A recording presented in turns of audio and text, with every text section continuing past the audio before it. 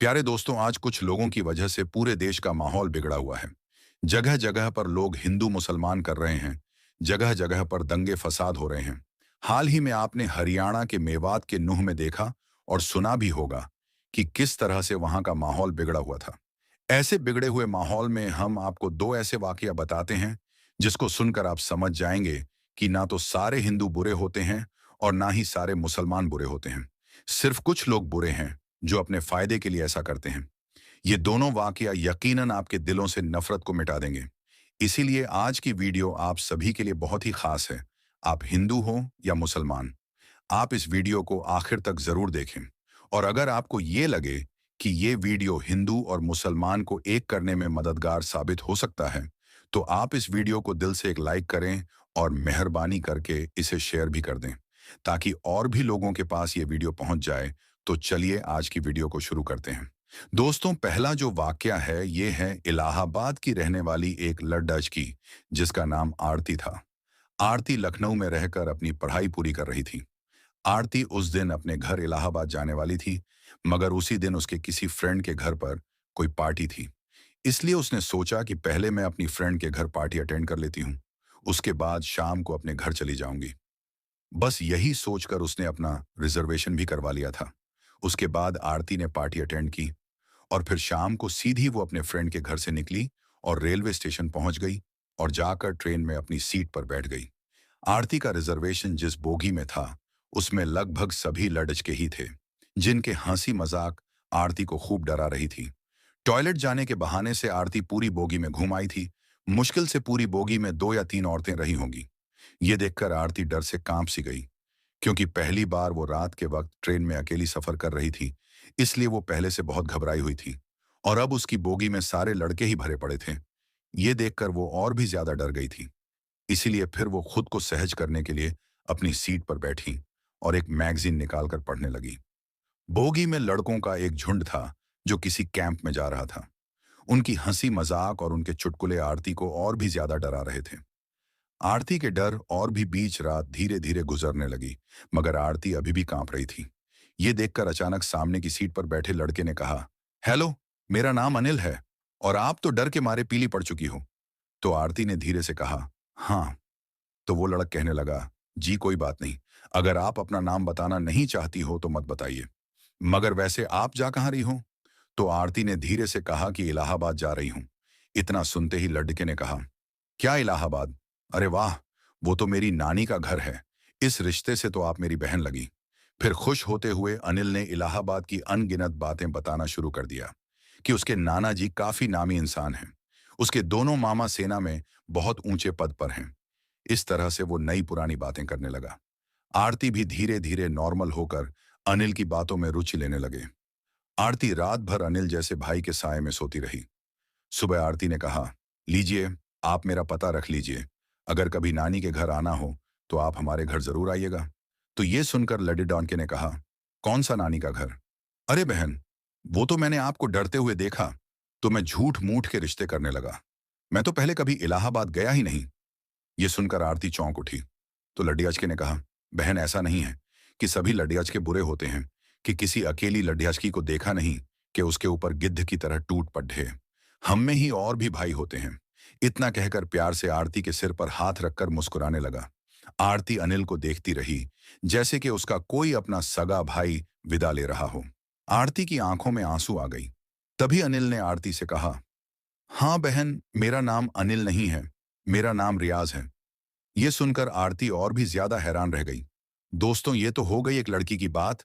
अब आपको एक मुस्लिम लड़के का वाकया बताते हैं, जिसको सुनकर आपका भी दिल खुश हो जाएगा और आपके दिल से नफरत खत्म हो जाएगी। दोस्तों, अब हम आपको जो वाकया बताने वाले हैं, ये वाकया गुजरात दंगे का बताया जाता है। कहा जाता है कि 27 फरवरी 2002 को दिन के वक्त एक ट्रेन में आग लगने की वजह से हिंदू मुसलमान के बीच में लड़ाई शुरू हो गई, जो रात तक बढ़ते बढ़ते बहुत ज्यादा बढ़ गई थी। फिर रात के वक्त लोग टोलियों की शक्ल में सड़कों पर घूमने लगे और बेकसूर लोगों पर हमला करने लगे। उसी रात गुजरात के अहमदाबाद शहर में एक हिंदू लड़की अपने घर जा रही थी। इसी बीच उसने देखा कि सामने से सैकड़ों की तादाद में लोग अपने हाथों में तलवार ली और शोर शराबा करते हुए आ रहे हैं। ये देखकर वो हिंदू लड़की बहुत घबरा गई और इधर उधर भागने लगी।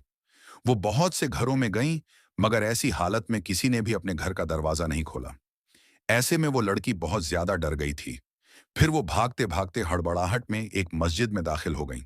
यानी कि फिर वो धोखे से एक मस्जिद में घुस गई और एक कोने में छुपकर खड़ी हो गई।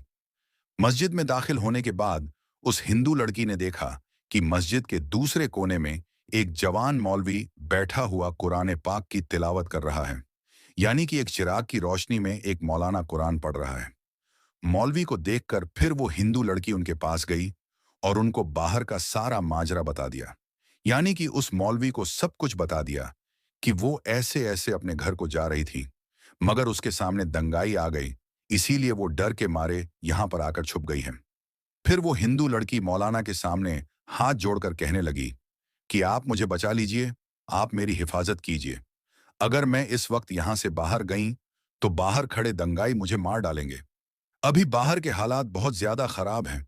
ऐसे माहौल में अब मैं अपने घर को नहीं जा सकती हूँ, इसीलिए मैं रात भर यही रहकर गुजारना चाहती हूँ। फिर वो हिंदू लड़की हाथ जोड़कर मौलवी से कहने लगी कि मैं आपके सामने हाथ जोड़ती हूँ, आप मुझे रात भर यहाँ पर रुकने की इजाजत दे दीजिए।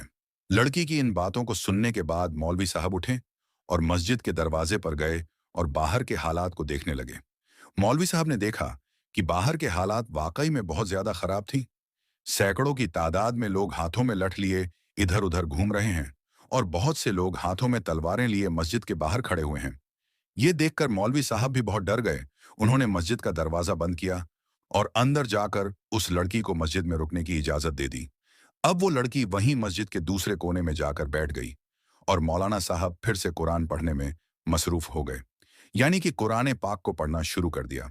उस मौलाना के सामने एक चिराग रखा हुआ था जो चल रहा था।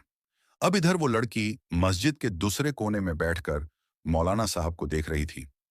तभी उस लड़की ने देखा कि मौलाना साहब ने कुरान पढ़ने के दौरान अपनी एक उंगली को उस चिराग में डाल दिया और अपनी उंगली को जलाने लगे। फिर थोड़ी देर के बाद मौलाना ने वापस अपनी उंगली को चिराग से बाहर निकाला और फिर से वो कुरान पाक पढ़ने लगे। थोड़ी देर के बाद में लड़की ने फिर देखा कि वो मौलाना साहब फिर से वही काम करने लग गए हैं।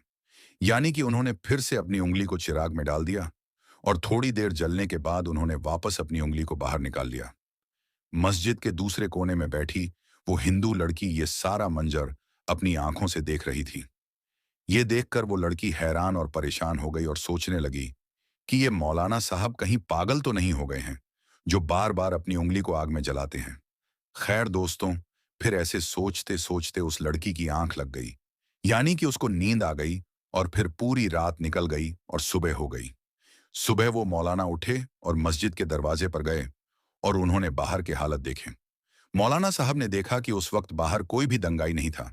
यानी कि सारे दंगाई वहां से जा चुके थे। फिर वो मौलाना उस लड़की के पास गए और कहने कि बहन उठो, हमारे नमाज का वक्त हो गया है। अभी थोड़ी देर के बाद ही यहाँ पर बहुत सारे नमाजी आने वाले हैं, इसीलिए अब तुम्हारा यहाँ पर रुकना मुनासिब नहीं है, क्योंकि अगर लोगों ने तुमको यहाँ पर देख लिया तो लोगों में बदगुमानी पैदा हो जाएगी, लोगों में एक डाउट पैदा हो जाएगा। इसलिए अब तुम जल्दी करके यहाँ से चली जाओ। और मैंने बाहर जाकर देख भी लिया है, अभी बाहर के हालात नॉर्मल हैं, बाहर का रास्ता भी साफ हो चुका है। अब आप आसानी से अपने घर को जा सकती हैं। आओ, अब मैं तुमको बाहर तक छोड़ देता हूँ। ये सुनकर उस लड़की ने कहा कि अगर बाहर का रास्ता साफ हो चुका है तो मुझे जाने में कोई हर्ज नहीं, मगर मैं जाने से पहले आपसे एक बात जरूर पूछना चाहूंगी। मैं आपसे एक सवाल करना चाहती हूँ, पहले आप उसका जवाब दीजिए। ये सुनकर मौलाना साहब कहने लगे कि पूछिए बहन, क्या पूछना चाहती हो। तो वो कहने लगी कि मौलाना साहब, मुझे ये बताइए कि आप रात भर अपनी उंगली को चिराग में जलाने की कोशिश क्यों कर रहे थे। ये सुनकर मौलाना साहब कहने लगे, बहन इस बारे में आप ना ही पूछो तो अच्छा है, क्योंकि ये मेरा जाति मामला है, इसलिए मैं इसके बारे में आपको नहीं बता सकता। तो ये सुनकर वो लड़की कहने लगी कि जब तक आप मुझे इसके बारे में नहीं बताएंगे तब तक मैं यहां से वापस नहीं जाऊंगी। इसलिए फिर मौलाना साहब को इसके बारे में मजबूरन बताना पड़ा। फिर वो मौलवी साहब कहने लगे कि देखो बहन, बात दरअसल ये है कि जब तुम रात के वक्त यहां पर आई थी तो तुम्हारी खूबसूरती को देखकर शैतान ने मुझको बहकना शुरू कर दिया था। इसलिए फिर मेरे दिल में नफसियती ख्वाहिशात उभरने लगे थे। यानी कि तुमको देखकर मेरे दिमाग में गलत गलत और गंदे ख्याल आने लगे थे और वो मुझको बेचैन करने लगे थे। इसीलिए फौरन मेरे दिल ने मुझसे कहा कि अगर तुम बुरा काम करोगे तो कल कयामत के दिन तुम्हें जहन्नम की आग में जलना पड़ेगा, जो इस दुनिया की आग से 70 गुना ज्यादा भयंकर होगी, ताकतवर होगी। इसीलिए पहले तुम इस दुनिया की आग का मजा छक लो। बस यही सोचकर फिर मैं अपने दिल की बात को मानते हुए अपने जिस्म को आग के हवाले कर दिया और अपने जिस्म को आग का मजा छकाने लगा और अपनी नफ्स से कहने लगा कि अगर तुझ में आग की तपिश को बर्दाश्त करने की ताकत है तो फिर तुम्हारी मर्जी है, तुम जो चाहे वो करो। अगर तुम इसको बर्दाश्त कर सकते हो तो फिर तुम ये गुनाह कर लो। इसी वजह से रात में जब जब भी मेरे दिमाग में गलत और गंदे ख्याल आए, तब तब मैंने अपने नफ्स को आग के हवाले कर दिया और नफ्स को आग का मजा छकाने लगा। आग की तपिश देखकर मेरे नफ्स गलत काम करने से रुक गई। ऐसे करते करते ही मेरी पूरी रात गुजर गई। तो दोस्तों, देखा आपने, ना ही सारे हिंदू बुरे होते हैं और ना ही सारे मुसलमान बुरे होते हैं। बुरे कुछ गिने चुने लोग होते हैं जिनको भी बुरा बना दिया जाता है, क्योंकि वो बुरा बनेंगे तभी वो किसी का फायदा वहां पर होगा। कुछ लोग हैं जो अपने फायदे के लिए हिंदू मुसलमान को लड़वाने का काम बड़े लेवल पर कर रहे हैं। इसलिए आप ऐसे लोगों की बातों में कभी ना आए और आपस में सब मिलजुल कर रहें। इसी में हम सब का फायदा है, हमारे देश का फायदा है। दोस्तों, हजरत अली ने फरमाया, रात को जो लोग चेहरा धोकर नहीं सोते तो उनके साथ क्या होता है। और साथ ही साथ हम आपको बताएंगे हमारे प्यारे नबी हुजूरे पाक सल्लल्लाहु ताला अलैहि वसल्लम ने फरमाया, 10 औरतों को अल्लाह पाक बहुत मोहब्बत फरमाता है। यानी अल्लाह इन 10 औरतों से बहुत ज्यादा मोहब्बत करता है। तो दोस्तों, अगर आप ये जानना चाहते हैं कि वो 10 औरतें कौन से हैं, तो आप इस वीडियो को आखिर तक जरूर देखें। दोस्तों, हजरत अली रजी अल्लाहु ताला अन्हु ने फरमाया कि जो लोग रात को चेहरा धोकर नहीं सोते उनके साथ क्या होता है। एक मर्तबा हजरत अली रजी अल्लाहु ताला अन्हु रास्ते से गुजर रहे थे, तो आपने देखा एक शख्स रास्ते के किनारे सोने की तैयारी कर रहा था और उसके चेहरे पर मैल और चिकनाई लगी हुई थी। तो हजरत इमाम अली रजी अल्लाहु ताला अन्हु उसके करीब गए और फरमाने लगे, ऐ बंदाए खुदा, याद रखना, सोने से पहले अपने हाथों और चेहरे को धो लेना, क्योंकि जो इंसान रात को चेहरा धोकर नहीं सोता तो शैतानी जिन्न और इंसान उसके चेहरे को चाटते रहते हैं और यूं उस इंसान को डरावने ख्वाब और उसके दिमाग में वहम और वसवसे आते रहते हैं। याद रखना, रात को चेहरा धोकर सोना मोमिन की निशानी है, क्योंकि इससे बरकत के फरिश्ते उसके आसपास घूमते रहते हैं, उस इंसान की हिफाजत करते रहते हैं और यूं वो इंसान जहनी दबाव और शैतानी अमराज से अल्लाह की पनाह में रहता है। दोस्तों, अब हम आपको बताते हैं कि प्यारे नबी हुजूरे पाक सल्लल्लाहु अलैहि वसल्लम ने फरमाया, अल्लाह पाक 10 औरतों से बहुत ज्यादा मोहब्बत करता है। यानी कि दोस्तों, वो 10 औरतें ऐसी हैं जिनसे अल्लाह पाक बहुत ज्यादा मोहब्बत करता है, उनको पसंद करता है। तो वो 10 औरतें कौन कौन सी हैं, आइए हम आपको बताते हैं। नंबर 1, पर्दा करने वाली औरत।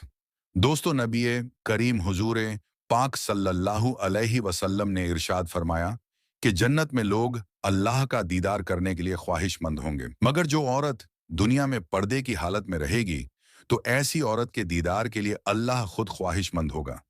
और जो औरत दुनिया में अपने आप को ढांप कर रखती है, यानी कि पर्दे की हालत में रखती है, तो ऐसी औरत को अल्लाह बहुत पसंद करता है और ऐसी औरत से अल्लाह पाक बहुत ज्यादा मोहब्बत करता है। नंबर 2, शौहर की फरमाबरदार औरत।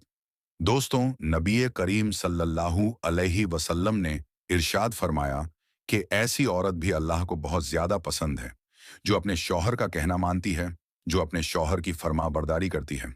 तो ऐसी औरतों से अल्लाह पाक बहुत मोहब्बत करता है। नंबर 3, गैर मर्द की निगाह से अपने आप की हिफाजत करने वाली औरत। दोस्तों, नबी करीम हुजूर पाक सल्लल्लाहु अलैहि वसल्लम ने इरशाद फरमाया है कि जो औरत अपने आप को गैर मर्द के निगाहों से बचाएगी, ऐसी औरतों पर अल्लाह पाक जहन्नम की आग हराम फरमा देगा। और जो औरत खुशबू लगाकर गैर मर्द के सामने से गुजरती है, गैर मर्दों को देखती है, तो ऐसी औरत पर अल्लाह ताला की लानत होती है। नंबर 4, अल्लाह की इबादत करने वाली औरत। दोस्तों, नबी करीम हुजूर पाक सल्लल्लाहु अलैहि वसल्लम ने इरशाद फरमाया है कि जो पाक दामन औरत नमाज रोजे की पाबंदी करे, जो अपने शौहर की खिदमत करे, तो ऐसी औरतों के लिए जन्नत के 8 दरवाजे खोल दिए जाते हैं। नंबर 5, अपने शौहर से हमेशा खुश रहने वाली औरत।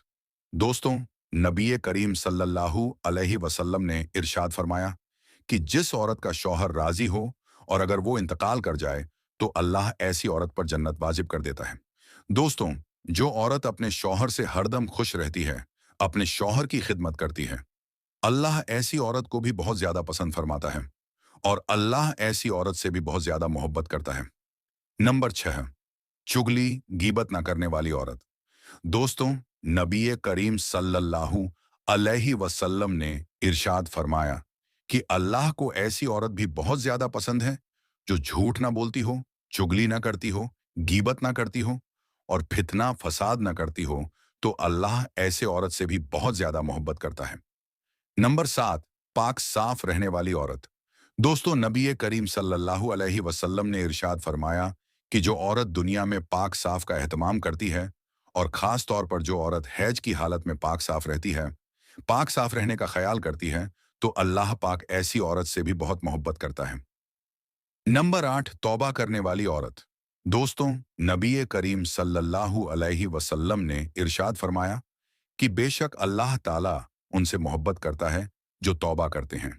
मतलब कि जो औरत अल्लाह से तौबा करती है, इस्तगफार करती रहती है, अल्लाह ऐसी औरत को बहुत ज्यादा मोहब्बत करता है। नंबर 9, सब्र करने वाली औरत। दोस्तों, नबी करीम सल्लल्लाहु अलैहि वसल्लम ने इरशाद फरमाया कि बेशक अल्लाह सब्र करने वालों से मोहब्बत करता है। मतलब कि दोस्तों, अल्लाह पाक ऐसी औरत से भी बहुत ज्यादा मोहब्बत करता है जो दुख और तकलीफ आने पर सब्र करती है और अल्लाह की रजा पर खुश रहती है। नंबर 10, माफ करने वाली औरत। दोस्तों, नबी करीम सल्लल्लाहु अलैहि वसल्लम ने इरशाद फरमाया कि अल्लाह पाक ऐसी औरत से बहुत ज्यादा मोहब्बत करता है जो अपने गुस्से को पी जाती है और दूसरों की गलतियों को माफ करती है। बेशक अल्लाह माफ करने वालों को पसंद फरमाता है और अल्लाह ऐसे लोगों से, ऐसी औरत से बहुत ज्यादा मोहब्बत फरमाता है। दोस्तों, अब हम आपको बताते हैं हजरत अली ने फरमाया बेवफा औरत की पहचान क्या है। हजरत अली रजी अल्लाह ताला अन्हु की खिदमत में एक शख्स आया और अपने दस्ते अदब को जोड़कर अर्जन करने लगा, या अली, मैं किसी को पसंद करता हूं और अब उनसे मैं निकाह करना चाहता हूं। लेकिन या अली, एक सवाल मेरे दिल में है, क्या ये मेरे लिए वफादार बीवी साबित होगी या नहीं। उस शख्स का बस ये कहना था तो हजरत अली रजी अल्लाह ताला अन्हु ने इरशाद फरमाया, ऐ शख्स, याद रखना, जो औरत अपने वालिदैन की तौहीन करती हो, अपने उस्ताद से बदतमीजी करती हो, अपने घर की शिकायतें करती हो, तो समझ जाना कि आने वाले वक्त में एक अच्छी बीवी साबित नहीं होगी। औरत को औरत इसलिए कहा जाता है क्योंकि उसके वजूद में छुपना है, छुपाना है। जो औरत अपने घर की शिकायतें किसी गैर के सामने बयान करें, तो समझ जाना कि आने वाले वक्त में वो तुम्हारे ऐब भी किसी और के सामने बयान करेगी। उस शख्स ने कहा, या अली, कोई ऐसा अमल या कोई ऐसी दुआ जिससे इंसान और वाजे हो जाए। तो हजरत अली रजी अल्लाह ताला अन्हु ने इरशाद फरमाया, ऐ शख्स, इस जमीन पर सबसे ज्यादा बदतरीन अमल झूठ है जो तमाम गुनाहों की जड़ है। याद रखना, जिस औरत की फितरत में झूठ हो, धोखा हो, वो कभी भी किसी के साथ वफा नहीं कर सकती हैं। तो मेरी प्यारी इस्लामी बहनों, अगर आप ये चाहती हैं कि अल्लाह आपको मोहब्बत करें, तो आप इन 10 बातों का जरूर ख्याल रखिएगा। दोस्तों, अब हम आपको बताते हैं कि हजरत अली रजी अल्लाह ताला अन्हु ने फरमाया कि 11 औरतें बेवफा होती हैं। तो वो 11 औरतें कौन कौन सी हैं, आगे हम आपको इस वीडियो में जरूर बताएंगे। इसलिए जो भी शादीशुदा मुसलमान इस वीडियो को देख रहे हैं और आप मालूम करना चाहते हैं कि जो औरतें बेवफा होती हैं उनके अंदर कौन कौन सी निशानियां होती हैं, तो इस वीडियो को आप आखिर तक जरूर देखेगा। दोस्तों, हजरत अली ने फरमाया कि बेवफा औरतों की 11 निशानियां होती हैं। नंबर 1, पर्दा ना करने वाले औरत। दोस्तों, हजरत अली ने फरमाया कि जो औरत अपने आप को ढककर नहीं रखती, वो इस दुनिया की बेवफा औरतों में से एक औरत है। नंबर 2, शौहर की नाफरमानी करने वाली औरत। दोस्तों, हजरत अली ने फरमाया कि जो औरत अपने शौहर का कहना नहीं मानती, वो इस दुनिया की सबसे बेकार और बेवफा औरतों में से एक है। नंबर 3, बदजुबान औरत। हजरत अली ने फरमाया कि जो औरत बदजुबान होगी या नहीं, अपने मुंह से गलत बातें करने वाली औरत भी बेकार और बेवफा होती है। नंबर 4, बालों को खुला रखने वाली औरत। दोस्तों, जो औरत अपने बालों को खुला छोड़ती है, यानी अपने बालों की नुमाइश करती है, वो भी बुरी और बेवफा औरत होती है। नंबर 5, सबसे ज्यादा अक्लमंद समझने वाली औरत। दोस्तों, हजरत अली ने फरमाया कि ऐसी औरत जो अपने खानदान में अपने आप को सबसे अफजल समझती है, वो औरत भी बेकार और बेवफा होती है। नंबर 6, ज्यादा बोलने वाली औरत। दोस्तों, हजरत अली ने फरमाया कि ऐसी औरत जो दूसरों को बोलने का मौका नहीं देती, ऐसी औरत भी बुरी औरत होती है। नंबर 7, ज्यादा सोने वाली औरत। हजरत अली ने फरमाया कि ऐसी औरत भी बेकार औरत होती है जो सोने की ज्यादा फिक्र करती है या नहीं, जिसको नींद बहुत ज्यादा पसंद हो। नंबर 8, चिक चिक कर बोलने वाली औरत। हजरत अली ने फरमाया कि जो औरत जोर जोर से बात करती है, वह औरत भी बेवफा होती है। नंबर 9, बारीक लिबास पहनने वाली औरत। दोस्तों, हजरत अली ने फरमाया कि जो औरत बारीक यानी दिखावे वाले कपड़े पहनती हैं, वो औरत भी बेकार और बेवफा औरत होती है। नंबर 10, पीठ पीछे बुराई करने वाली औरत।